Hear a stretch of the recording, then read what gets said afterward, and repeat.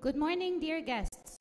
Welcome to the opening ceremony of the first International Conference on Urban Health and Wellbeing 2018. Kindly rise for the national anthem and the university anthem.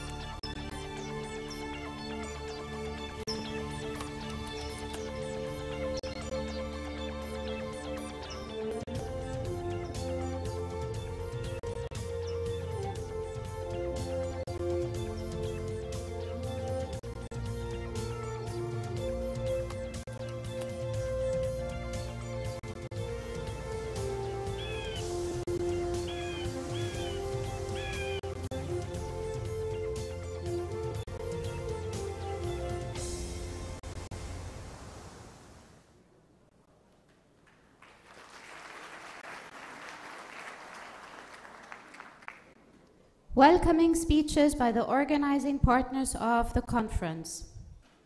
The first welcoming note is delivered by Professor Ibtihal Bastawisi, Dean of the Faculty of Architecture, Design and Built Environment and the Chair of the conference.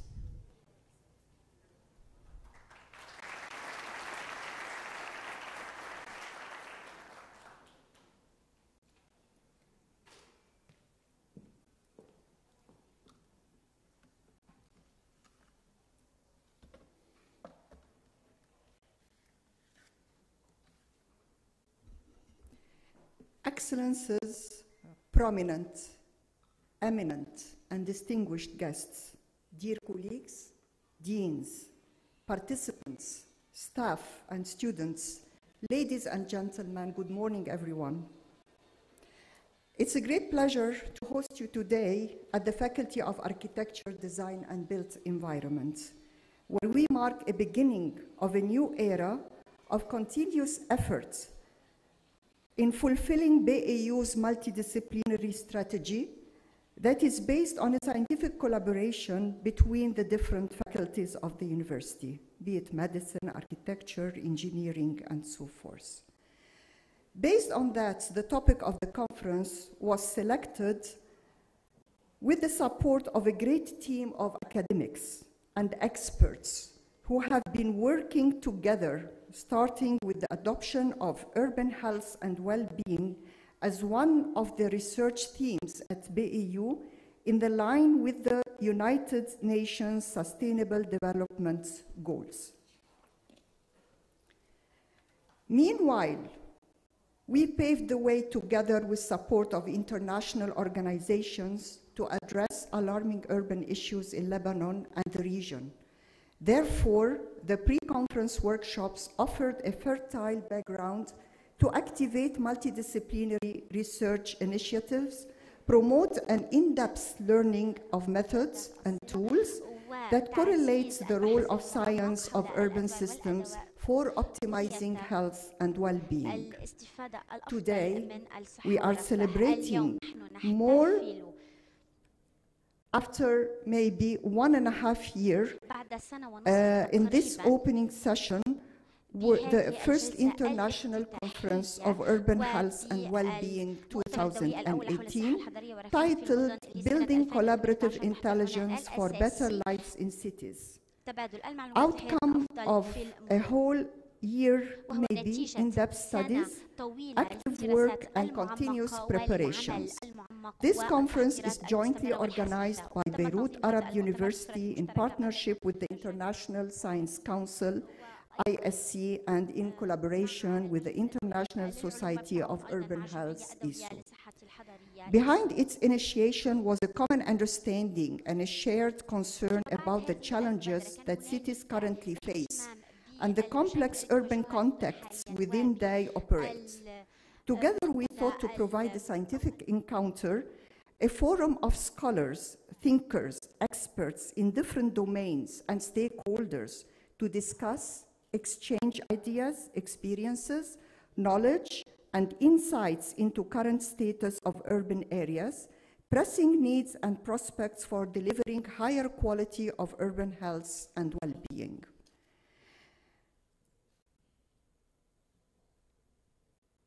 It is truly exciting to see such a large number of participants and attendees and take advantage of their expertise here at Beirut Arab University. A large number of academics and practitioners from 23 countries, in addition to national and international organizations covering multiple fields are presented here today. Various geographies worldwide have witnessed explosive urban growth that entails a higher demand of health services, housing equities and inclusion, and a range of other vital needs to improve environmental conditions. In Lebanon, around 87% of the population lives in urban areas, and about 30% of them lives in Beirut, magnifying urban challenges to policymakers and planners. Therefore, it is crucial to think and make associations between the changing urban environment environment, human health and well-being through different approaches that keep urban health the core and substance of any development practices. April 2017, BEU, in collaboration with the International Council of Science, recently changed its name to ISC, and we organized an interdisciplinary seminar entitled Urban Health and Wellbeing, Advancing Systems, Science and Technology. Participants who included members of the ISIC, EXO, we used to say EXO, is it still okay, EXO? Right. And the CEO of Ecological Sequestrian Trust, and a group of interdisciplinary experts in urban sciences from BEU jointly identified priorities for improving health and well-being in the city of Beirut. Participants agreed system approaches are needed to efficiently tackle urban complexity and developed a preliminary priority list of action areas to be addressed in order to improve health and well-being in the city. Then, they explored modeling platforms to facilitate collaborative actions for implementation of sustainable development priorities. Building up on the success of the first workshop, the second workshop, entitled Implementing Resilience on the City Region of Beirut, held on October 2017, resulted in discussing urban resilience through investigating a platform that combines digital representations of human activities, resource flows, and infrastructure of the city. The workshop explored a suitable collaborative demonstration project and discussed how to build a systems model for the city of Beirut. Today is not the end of the journey, but rather the beginning of a new one to promote healthier cities. These 3 days of networking, learning, and addressing the emerging field of urban health after an exclusive transdisciplinary atmosphere for stakeholders with a comprehensive understanding of social, economic, and environmental interactions. Parallel sessions of the second day will cover the 5 following themes: planning urban health and well-being, new systems to support urban health, collaborative actions to achieve the 3rd UN Sustainable Development Goal, governance innovations for better health and educating, collaborative intelligence for health and well-being. These themes were carefully chosen to be inclusive and reflect a wide range of topics.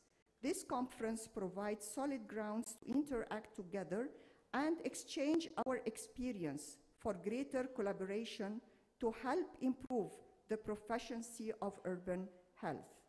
Moreover, it is an opportunity to connect academics, local communities, UN agencies, NGOs, national institutions with the city stakeholders to discuss and embed systems thinking in the planning process. I hope that you will find the Urban Health and Wellbeing 18 conference enjoyable and an event of productive communication over the 3 days.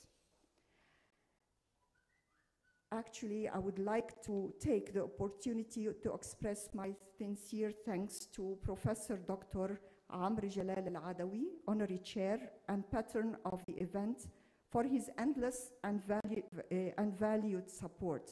Thank you, Mr. President, for making our dream come true. Partners, thank you for endorsing and committing to our partnership. Speakers, participants, it was a privilege to have you with us as part of this event. Members of the scientific, organizing, and supporting committees, dedicated colleagues, teaching staff, and graduate and undergraduate students, your sincere efforts made this event happen. And administrative staff at university and faculty levels, thank you for being so generous in helping us. Dear sponsors from distinguished sectors of the economy, thank you for believing in us, trusting and supporting our efforts. Esteemed members of the technical team, thank you for the support and tolerance of your families. It meant so much to us. To each and every one of you, ladies and gentlemen, present in this auditorium, I express my cordial regards, a very warm welcome to our faculty and to our beloved Dibbiya campus. Thank you very much.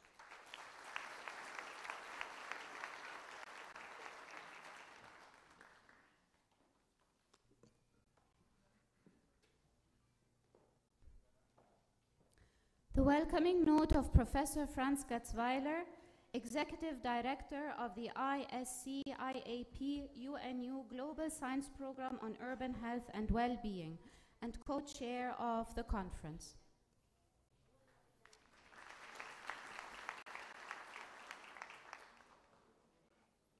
Thank you very much. Excellencies, Honorable President of the University, Professor El-Adawi, Honorable Dean El-Bastawisi, dear organizers, dear participants. I feel very honored to address this extraordinary audience. In my function as Executive Director of the International Science Council Global Science Program on Urban Health and Wellbeing, a systems approach. The program is hosted and located in China at the Chinese Academy of Science. For achieving the Sustainable Development Goals, cities play an important role. What seems to be particularly important is that we learn from what we know and act on that knowledge together. That is the theme of this conference, collaborative intelligence for better lives in cities. Better lives in cities also means healthier lives and a healthier planet. While there are many very intelligent individuals among us, the challenge indeed is to create intelligence at scale by working together, communicating, sharing knowledge and ideas. Here I want to point to our commonly expressed goals and ideas in the 175 items of the new urban agenda, which nearly all start with we. We that are the heads of state, government, ministers, high representatives, indigenous peoples, local communities, and indeed all of us. We never really question that we that is us here in this audience, and it comes with notions of identity. We easily identify ourselves as a human community with a common identity that needs to address common, sometimes global and cross-border challenges such as climate change or conflict. Common destinies bond and bind us together. In rapid urbanization, all too often physical and technological infrastructure is built much faster than social infrastructure, and social networks cannot grow as fast as buildings are built. That requires building trust, making connections, and communicating, all of which is costly and takes time. In economics, these costs are referred to transaction costs, or sometimes also social interaction costs. They can become prohibitively high as urban size and density increases.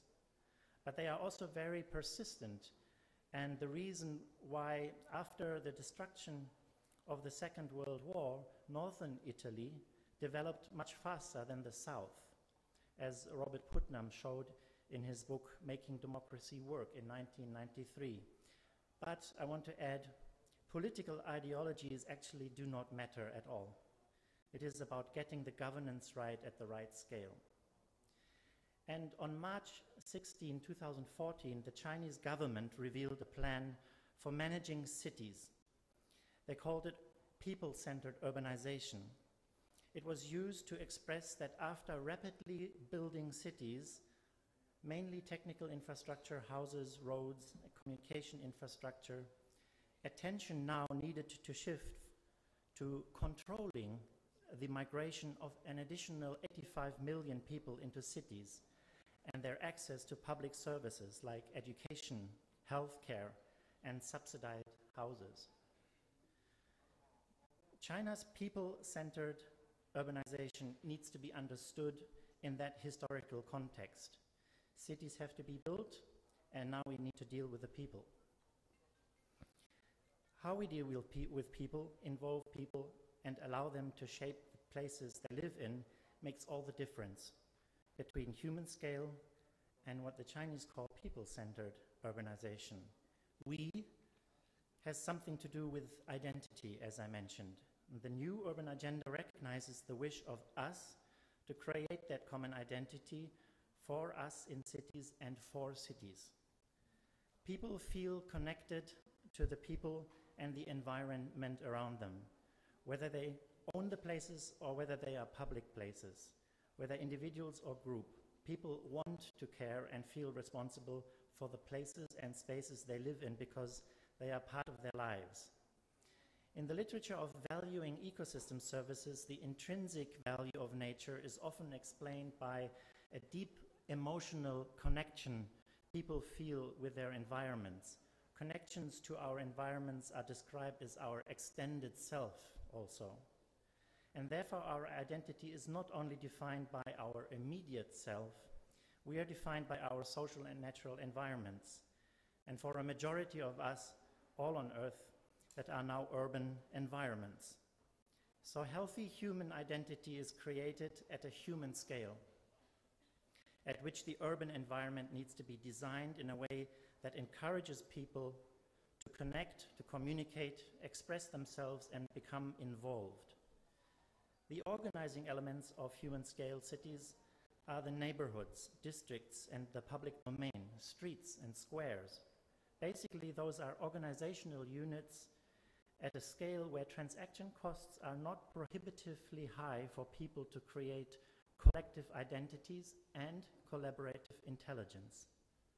With increasing size and densities, cities are designed with less concern for the role of spaces and buildings and their relationship to each other and the human relationships they constrain or enhance. Spaces and buildings have become undefined, undesirable, useless, and unlivable in fast-growing cities. And I'm mainly referring to China, where I come from.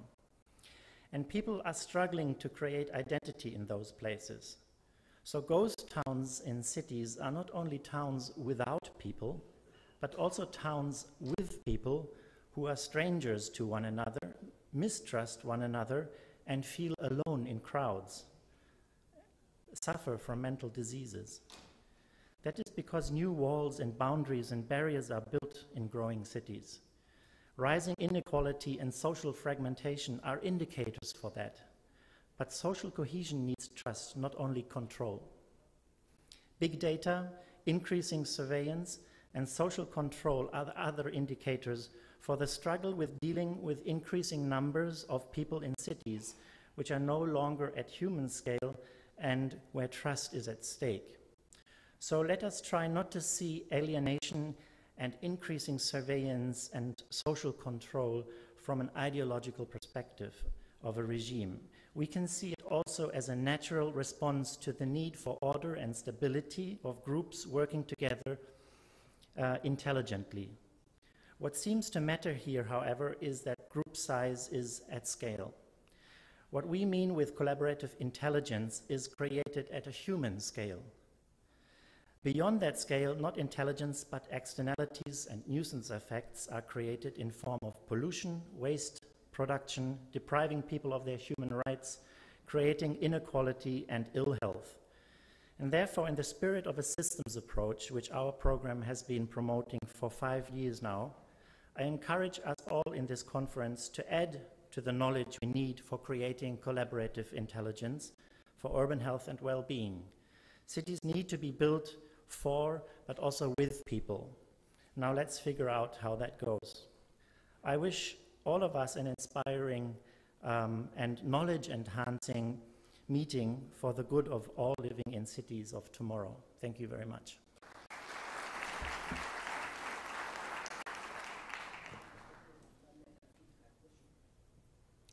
The welcoming note of Dr. Gerard Salem, representing the International Society of Urban Health, ISU.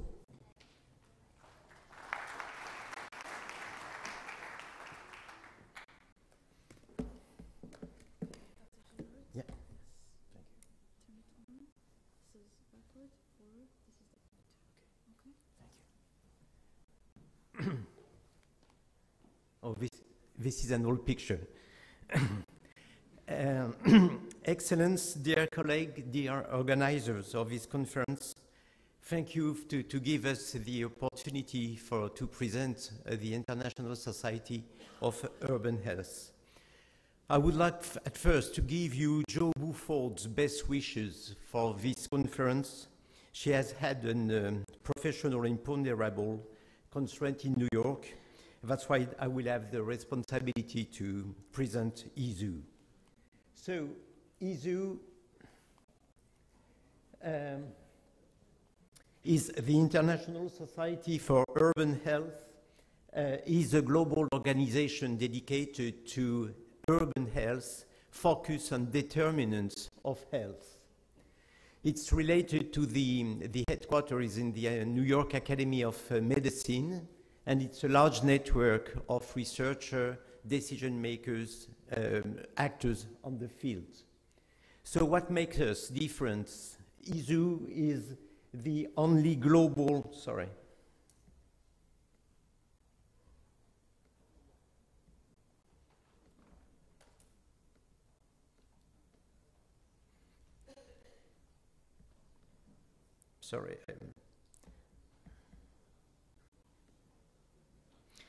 ISU is the only global professional association working on the field of urban health, and three words could define what ISU is.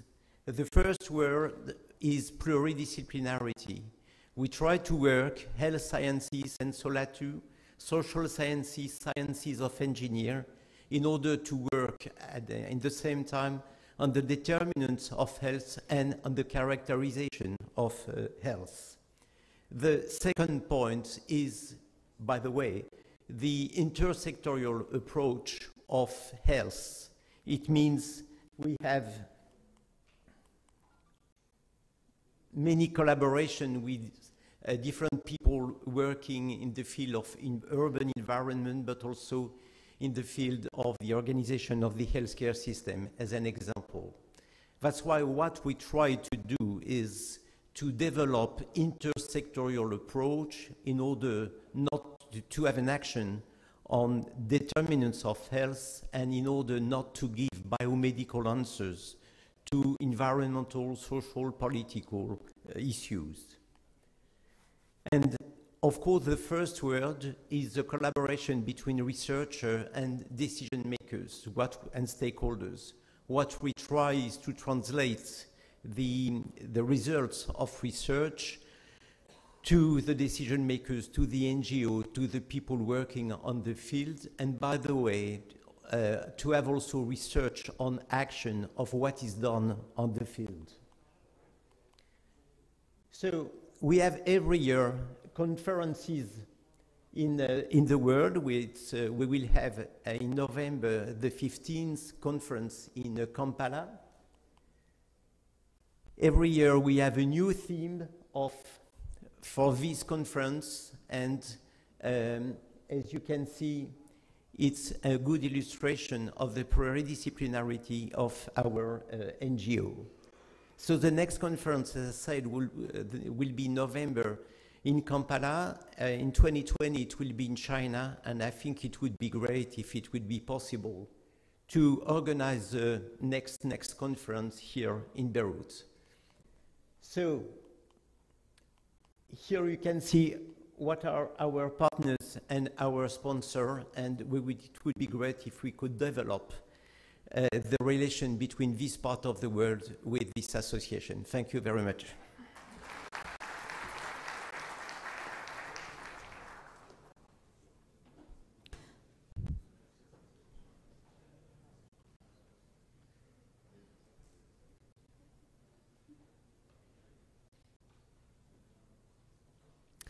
The welcoming speech of Professor Amr Jalal Al-Adawi, President of Beirut Arab University and Honorary Chair of the conference.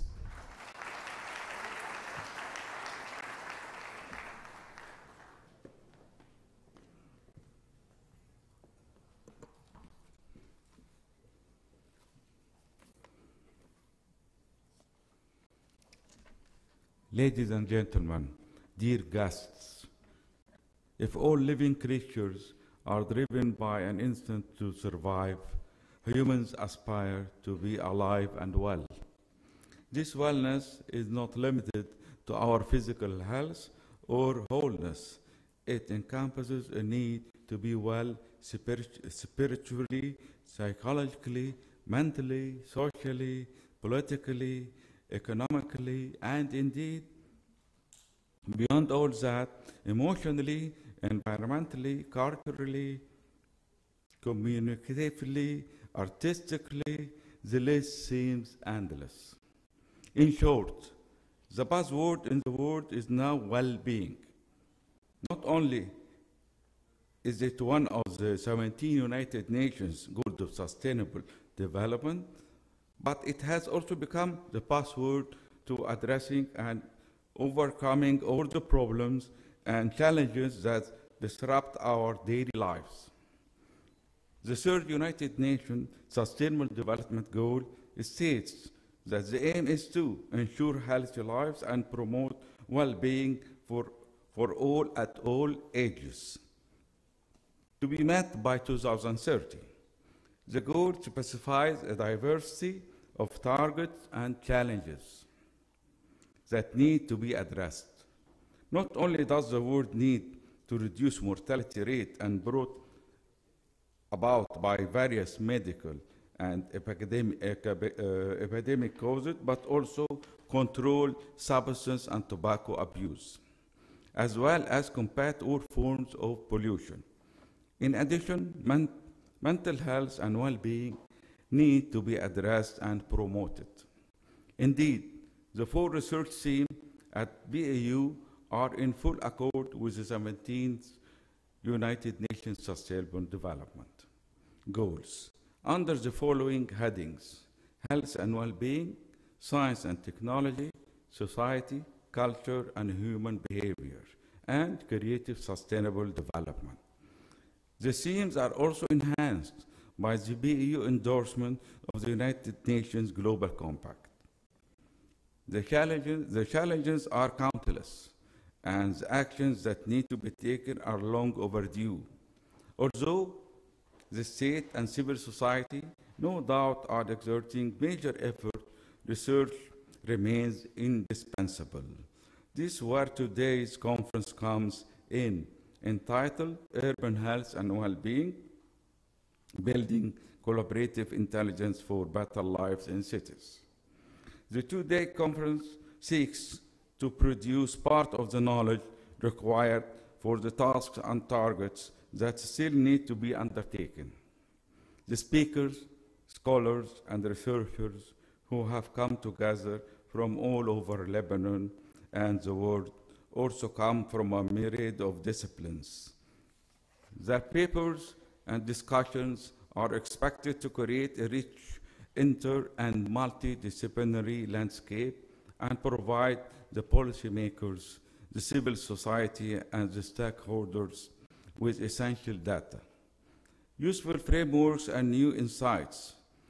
A glance at the themes covered by the conference shows the richness and wealth of knowledge, while reaffirming the need for systematic approach to enhance the resilience of urban centers and their inhabitants. It is a personal pleasure, therefore, to announce today that the first volume of Health and Wellbeing Journal at BAU has been published. While the volume sees the light with the opening of the conference, the journal is due to be published annually to enrich the knowledge and literature produced on health and well-being. Indeed, the conference is a manifestation of the partnership with two outstanding bodies, The International Science Council, ISCC, is the only international non-governmental organization bringing together the natural and social sciences. Their mission is to act as a global voice for science. The second collaborator is the International Society for Urban Health, ISUH, which is a pioneer global organization bringing together experts from across academia, government, NGOs, and business to improve the health of cities. It is also an honor to welcome Dr. Carlos Dora, WHO Coordinator of Interventions for Healthy Environment, a health policy expert with the WHO. Dr. Dora leads global work on health impact of sector policies, as well as work on health in a green economy. In light of the current challenges, risks, and inequalities, a green economy is more inclusive, establishes greater equity, and promotes human well-being. Before I conclude, a word of appreciation is due. The effort, time, and hard work that have been exerted towards the success of this conference are, to say the least, tremendous. I would like to thank the Faculty of Architecture at BEU, in particular the Dean of the Faculty of Architecture, Professor Ibtihal al-Bastawisi, and the Executive Director of the ISCC Global Science Program on Health and Well-Being, Professor Franz Gatwiller, the chairs of the conference, as well as the organizing committee and partners for their diligence and dedication. I would like to thank Dr. Carlos Dora, coordinator of the Public Health and Environment Department at WHO, and the keynote speaker of this event. I also extend my thanks to the speakers, the scholars, and the researchers for their keen participation and valuable contributions. I would like to thank the guests and attendees who have come from near and far to show interest and support. The initiatives, outcomes, and recommendations of this conference are but one contribution of BEU to its community towards a better and sustainable future. Our legacy to future generations is preserving current resources, resolving some of the major challenges and risks, and creating a better world for them. Thank you very much.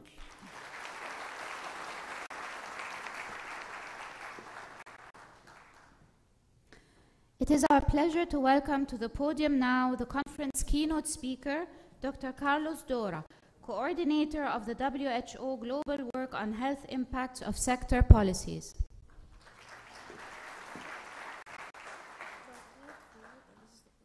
Thank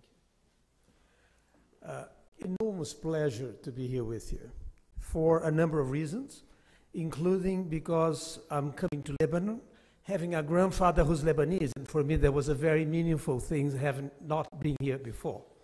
But the real reason is that I've been, as a doctor, internal medicine expert, and somebody who turned into analysis of public policies on health and epidemiology.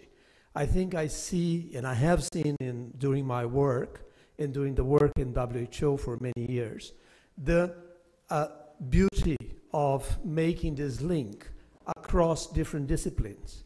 And I think nothing better than a university, because you have all the faculties, as we've seen in the program before, and that's the matrix that you need to be able to build these connections across health, urban building, planning, design. So I'm really pleased to be here, and I think this is a very important event.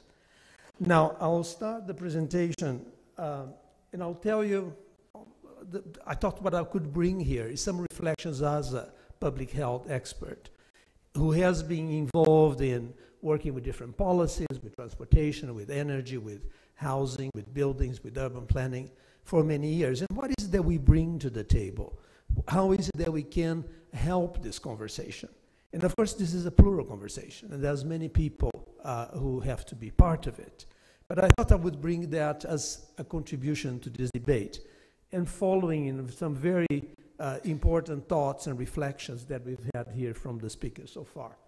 So I'll start with some of the invisibility of these connections. Although we're talking about them, normally they're not part of our bread and butter, our daily activities. And I'll bring you a couple of examples. This is on mental health.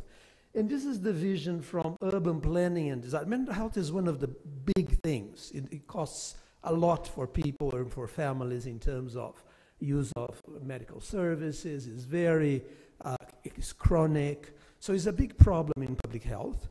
And people in urban planning and design has a number of solutions and have been proposing things like access to green spaces, to public space. There's quite a good evidence base for noise and pollution and stress in terms of mental health. But whilst people in urban design have been seeing this, we haven't seen the same in the public health community. In a lot of the recommendations which are coming for good mental health or for improving mental health, forget to mention that. And I will include that in WHO, that we still have, there's only in the list of protective factors for mental health in the WHO's website or work. What you see, housing improvement is one of them, yes, that's one of the things, but there's no mention of green spaces, to public space, to the social encounters that can be made opportune to that. So I think there's this disconnection that we're still seeing, and that's a focus of this kind of work. I'll bring another example that I've been working for many years, which is transportation. The transportation people see things from the left column, and they have a number of things that they are concerned about. And the public health people or health people would see from on the right column. Now, our work has to be to identify where are those connections. And in transportation, you see that although the people in transport are mainly worried about congestion and sometimes injuries, there's not only that, there's air quality, there's noise, there's injuries, physical activity, which can be made possible by public transport policies, community severance and inequality. So making those links and mapping, I think, is one of the functions that we have in both sectors, and it helps create a good understanding. The other thing that public health people have to hear, and I think it's important for you, or for those of you who are coming from the urban planning and design, is to look at the things that matter for people in health. And we do take care, and are very impressed by the burden of disease. How many deaths are being caused by a cause or two. And I think this is that knowledge that we have synthesized in the WHO, showing that a quarter of the burden of disease overall could be prevented with environmental measures. Now, we don't invest in that same proportion. OECD, if you look at what's investment is in prevention on environmental factors, is less than 3% of all the investment in public health. But that's a very important knowledge, and this draws people. And it's not only ill health in general. It's the diseases that can be prevented with environmental prevention include stroke, heart disease, unintentional injuries, things which really kill the majority of the population in the world today. So to establish that conversation with public health, it's very important to show that the burden of disease, the importance of that. And here I'm pointing to air pollution, partly because it's a very important concern. I've been managing that program in WHO. I used to manage that for a number of years. And this knowledge, for example, that air pollution causes the same kinds of pathology in the vascular system that high blood pressure or cholesterol do, it's very important. It is not very well known. That's why we're having a very major conference next week in Geneva on this issue of air pollution, because it hasn't yet come to the fore in terms of the public health preventive measures. Same thing, we know more about the impacts of air pollution on the lungs. And the lung on the left is a tobacco lung, somebody who smoked a lot, so all those black spots shouldn't be there. And the black spots on the right are caused by air pollution. So there are similar kinds of physiopathology. So translating what's an environmental risk into what are the physiological and pathological mechanisms is important to argue or establish a conversation with the public health and the medical communities. I'd argue. In addition to those arguments, I think what I'd like to say a couple of things is about why is this so important and why is it that we should bother. It is because there's a lot of disease, it's correct, but also is the fact that to ensure that policies draw on the existing evidence is part of our responsibility as scientists and as people who operate in that knowledge environment. And it would be very inappropriate that policies will be avoiding or bypassing the existing knowledge. So I think we have a responsibility in ensuring that the knowledge that is produced, often with public funds, private funds, a lot of effort from researchers, does get translated into policy. The second is just utilitarian, is to ensure that the money is used in an appropriate way. If we don't use the science that exists into policy making, we create risks which are completely unnecessarily. And society will pay for that. So we have also an economic, a utilitarian reason to be engaging and using the science in the best way possible. But also there are ethical reasons to be doing that. And one of them is that parts of society, children for a start, don't have a voice in policy making, don't vote, and they suffer the impacts. So somebody has to speak for them. And I think it's important that certainly for health, the public health community should be saying that. But for urban planners, again, cities for children is something that has to be in the mind of urban planners. And the last one is to promote health equity, which has great costs to society overall. And if we don't integrate that into our recommendations for policy in our analysis in science, so those four reasons I think are very important for justifying why is it that we should be bothering? Why is it that we're here today? Why is it that the university should be making these links? I don't have to convince you, but I think I have to present those arguments because they're very important arguments overall. So I have my little recipe as a public health physician of certain age. I'm a bit younger than you, but I'm getting there. And to see why is it and how is it that we can make that conversation better. And what are the tools that we have in public health and the tricks that we know that we can bring to the table to help. And I say one of them is this mapping business, and where we have the evidence that has from urban structures or characteristics on the left-hand side, green areas, housing, transportation, land use, waste management. And how is it that it translates into risks to health, such as pollution, injuries, physical inactivity, social interaction, which are known as the determinants of the social and environment determinants of health. And how does that translate into health impacts? Impacts on mental illness, and heart disease, and strokes, and traffic injuries. So that mapping is important for us to identify the areas for intervention. So that's one of the things that we can help. The other is just putting together the evidence that certain public policies are better than others in terms of preventing disease and creating well-being. Transportation is a very big one. And public transport and dedicated areas for cyclists, pedestrians, are very important in creating public health in cities. They reduce air pollution, they reduce noise, they increase physical activity, they increase social interaction. And the dominance of the car may seem inevitable to some, but the fact that a lot of European cities primarily, but also some of the richer cities in the US have moved into what is the public space that allows human beings to thrive and to develop. And transportation is a very important part of that, and there's very good evidence for that. This it's already old. This is the Green Economy reports, which we started in 2010. But there's a lot of scientific evidence showing the benefits of sustainable transport, cycling, walking, access to public transport on health, and very few studies showing that there could be some increasing risks.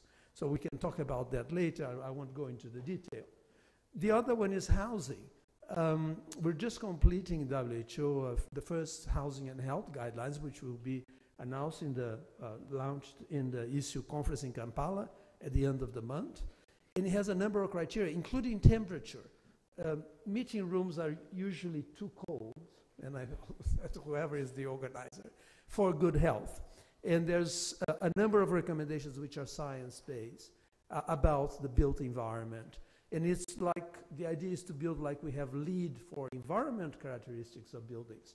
This is the first time that we're getting the health characteristics for buildings based on science, which is coming up at the end of the month. Access to green areas is one of the things where we're having a lot of evidence recently in mental health, but also in hypertension, other risk factors. And I think that's something which is still not in the public domain and should be. So putting the evidence together is important.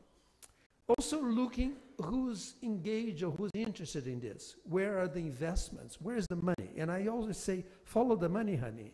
But where is the investment? Where is that you can, who is it that you have to be influencing to get the changes in the, and this is just an analysis of foreign direct investment in low and middle income countries, where you see that it's not the development agencies which are putting money there, are the private investors.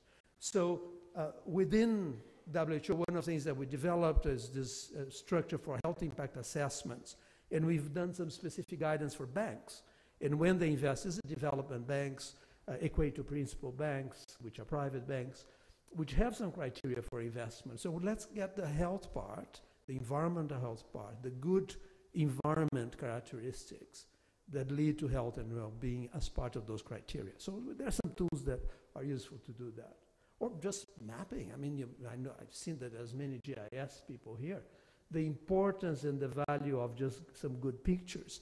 This is Florence in Italy, and the evidence that we had about the benefits from two alternatives of public transport versus less public transport were taken into account by the courts to give, they were favorable to the implementation of public transport in spite of the complaints or the cause in the courts which was raised by the Automobile Association. So what we do in public health and in urban development can be taken to court. So the fact that it's scientifically based and we have a good evidence base can also be used by the legal system to ensure those rights to a good environment and good health. This is work on civil society organizations. I think the fact, this is work in Nepal, where the government was hesitating to release information on air pollution. Civil society got hold of some portable monitors, and with some scientists, they worked together and they joined the newspapers, and they're producing this every day. And that has changed the conversation in terms of what is it that is causing this? Is it only dust from buildings or from poor roads, or it is also combustion sources? So the fact that civil society, our evidence, or plural I'm saying in terms of health organizations, government organizations, and academia, can be used by different groups, I think is very important. And one of the last mechanisms that I think I would like to stress, because of the SDGs and so many indicators, and so the fact that we're so rich, especially in public health in terms of health data, is that we use that data in a way that makes sense to make the connections, to make the links. So instead of only talking about the diseases part, or how many deaths there are, you talk about where are the risks and how are we doing regarding those risks, and where are the sources. Are we adopting the policies that enables us to modify those risks? So that's something that is often not done, that the indicators are done in a bit of a disconnected way, but the SDGs do offer that opportunity for us to make the links. And I think that's part of the joint work across urban development and health. We propose these ideas for the Habitat 3, the New Urban Agenda. There's Health in the New Urban Agenda, developed by WHO. Those are the links across SDG 3, which is health, and 11, which is cities, and there are many links. And I won't go through detail, but I will just announce that WHO has been experimenting with some of these, piloting these ideas in an integrated manner in cities, and we already have some of the first results. It's called the WHO Urban Health Initiative, and then we start, as we're talking, mapping the policies and the connections and seeing what's important in a specific city, building the competencies of professionals to do the analysis, training them on the tools like health impact assessment, health economic analysis, and then helping to build scenarios. What happens if Beirut, for example, was going to implement public transport in a massive way, or in different ways? And so we can estimate what would be the health benefits and well-being benefits of one scenario versus the next. That's not policy making, but that's a subsidy to policy making.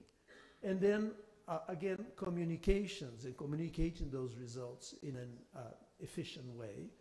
I haven't heard if you have a school of communications here, but I mean, those would be people that we have to engage with and contribute. And last, to track the results and to map them. So overall, I think these conversations that you're establishing are extremely important. I'd like to say that these translation mechanisms, methods, tools are very important for the conversation to continue to happen and to lead to good results. So overall, I see that you'll be able to discuss this in the conference in Kampala, and I hope some people here are going to be there, or maybe that you have a conference in the future of the International Society in Beirut. I certainly signed up for that one. And I think the result of all this cooperation is to be able to imagine a future which is different and which hasn't been considered before. And this is Medellin in Colombia, which used to be one of the most violent places in the world and is now actually a paradise in terms of the way that poor people live. They live in the hills around Medellin. They used to be extremely violent, and these are very clean public transport mechanisms because it's very high. They use these cable cars, and they're clean, very safe, very well taken care of. They've been there for, I think, 9 years or 10 years, and I've been recently there. So I think the fact that you can imagine a city which is different and which will be better for its citizens is the result of the work that you can do together. I thank you for the opportunity. It's a pleasure to be here with you.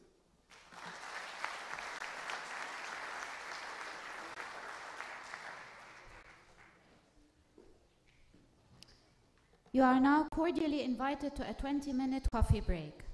After the break, the scientific committee members, the speakers, and the organizing committee members are asked to the stage for a group photo with the honorary chair.